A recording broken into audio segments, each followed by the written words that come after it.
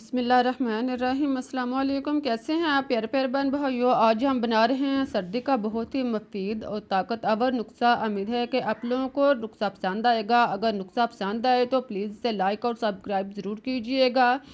इसके लिए हमें चाहिए खशखाश 150 ग्राम। आप इसको अच्छी तरह हाथों से मिसल कर साफ़ कर लें। अगर आप चाहें तो इसे सूती कप्पे पर डालकर इसको अच्छी तरह मिसल कर साफ़ कर लें। देखें, मिसलने से गिरदो गुबार और आटा जो है वो हाथों के साथ चिपक गया है। इसी तरह आप बर्तन के साथ भी आटा जो है वो चिपक जाएगा। आप इसको अच्छी तरह साफ़ करने के बाद इसे किसी बाउल वगैरह में डालें। आप देखेंगे कि जिस बर्तन में आपने खशखाश जो है वो साफ़ की है, इसके साथ नीचे रेत और आटा वगैरह गिरदो गुबार जो है बर्तन के साथ चिपक गई है। आप इसको फेंक दें। अब आप इसमें 1 से 1.5 गिलास पानी शामिल करें और इसको अच्छी तरह भिगो दें।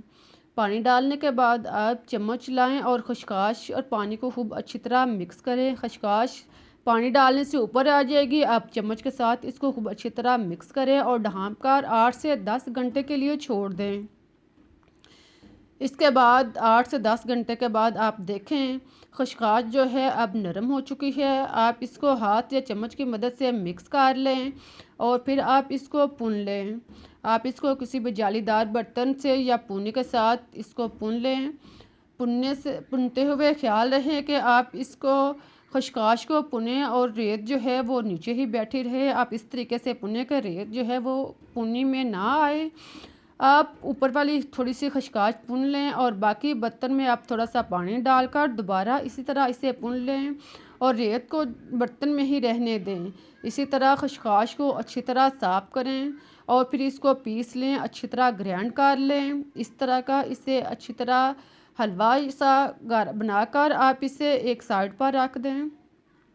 आप चूल्हे पर कढ़ाई या कोई भी बर्तन रखें। इसमें आप देसी घी आधा कप शामिल करें और इसको अच्छी तरह गर्म करें।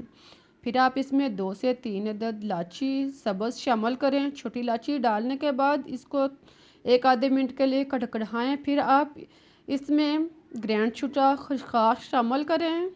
बर्तन के अंदर अच्छी तरह डालें और बर्तन को साफ़ कर लें और फिर इसको चम्मच लें और अच्छी तरह मिक्स कर लें।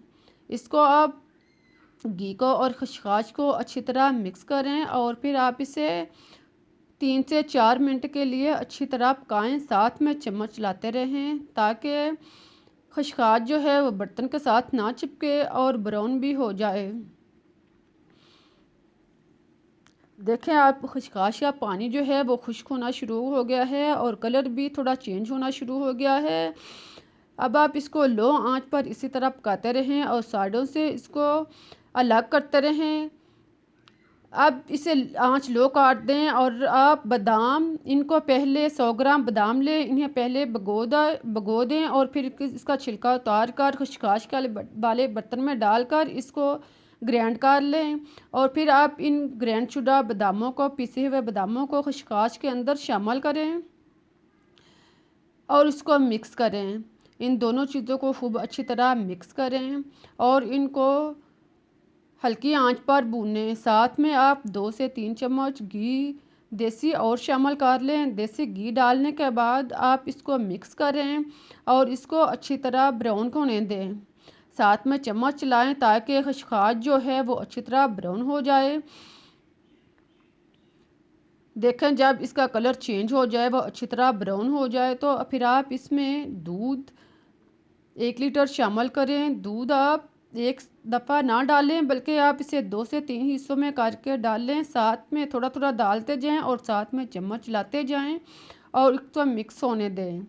खशखाश और दूध को खूब अच्छी तरह मिक्स करने के बाद यकजां करें कि इसके अंदर गिल्टी वगैरह ना हो।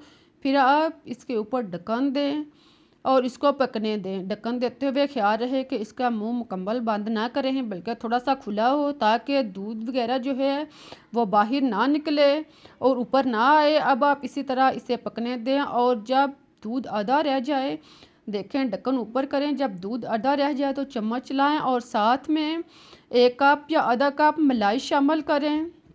दूध की मलाई डालने के बाद इसको खूब अच्छी तरह मिक्स कर लें। इन चीज़ों को यकजां करने के बाद आप ढक्कन दोबारा ओपन करें और इसे लो आंच पर पकने दें ताकि छींटे जो हैं वो बाहर ना आएँ। अब आप मिश्री 150 ग्राम मिश्री लें, इसको आप कूट कर छोटे छोटे टुकड़ों में काट लें। इसे आप पीस लें या कूट लें, इनको आप छोटे छोटे टुकड़ों में इसी तरह तकसीम कर लें। सारी मिश्री को देखें आप इस तरह छोटे छोटे टुकड़ों में पीस कर अब आप ढक्कन ओपन करें और मिश्री जो हमने अभी कूट के रखी हुई थी इसको इसमें शामिल करें और मिक्स करें। मिश्री डालने के बाद इसको खूब अच्छी तरह मिक्स करें और फिर इसको पकने दें। मिश्री जो है वो बहुत ही मुफीद है। मिश्री डालने से इसका ना सिर्फ जायका बढ़ेगा बल्कि इसकी अफादियत भी बहुत ज़्यादा और बढ़ जाएगी। आप मिश्री को डालने के बाद इसे मिक्स करें और साथ में क्रश शुदा कोकोनट शामिल करें। क्रश शुदा गरी डालने के बाद इस एक कप क्रश शुदा आधा कप गरी डालने के बाद आप इसे मिक्स करें और इसे गाढ़ा होने तक पकने दें। साथ में आप चम्मच चलाते रहें और इसको खूब अच्छी तरह मिक्स कर लें।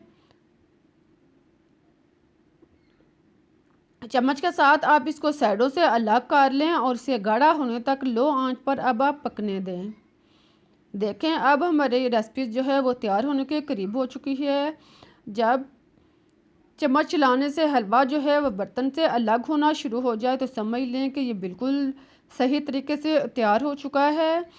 अब आप चूल्हा बंद कर दें और इसको उतार लें। देखें अब ये बर्तन के साथ बिल्कुल भी चिपक नहीं रहा। अब चूल्हा बंद करें और इसे प्लेट में या डिश में निकाल लें। अब हमारी बहुत ही मज़ेदार और मुफीद रेसिपी तैयार हो चुकी है। आप इसको रोज़ाना एक चम्मच खाएं। ये ना सिर्फ आपको बीमारियों से कमज़ोरियों से बल्कि दर्दों से महफूज रखेगी बल्कि ये आपको पुरसकून नींद भी अता करेगी। पुरसकून नींद के साथ साथ आपके हुस्न जमाल और ख़ूबसूरती को भी बरकरार रखेगी। आप 50 के होकर भी 25 के नज़र आएंगे। बहुत ही मुफीद और ताकतवर और टेस्टी रेसिपी है। आप इसे एक दफ़ा ज़रूर बनाएं। रोज़ाना आप एक चम्मच इस्तेमाल करें और चंद दिन के इस्तेमाल से आप खुद बेहतर चंद दिन रोज़ाना आप एक चम्मच इस्तेमाल करें और चंद दिन के इस्तेमाल से आप खुद बेहतरीन रिज़ल्ट पाएंगे। अगर आपको मेरी रेसिपी अच्छी लगी हो, नुस्खा पसंद आया हो तो प्लीज़ इसे लाइक सब्सक्राइब कीजिएगा। मुझे इजाज़त दें, फिर मिलते हैं एक नई रेसिपी के साथ। तब तक के लिए अल्लाह हाफिज़।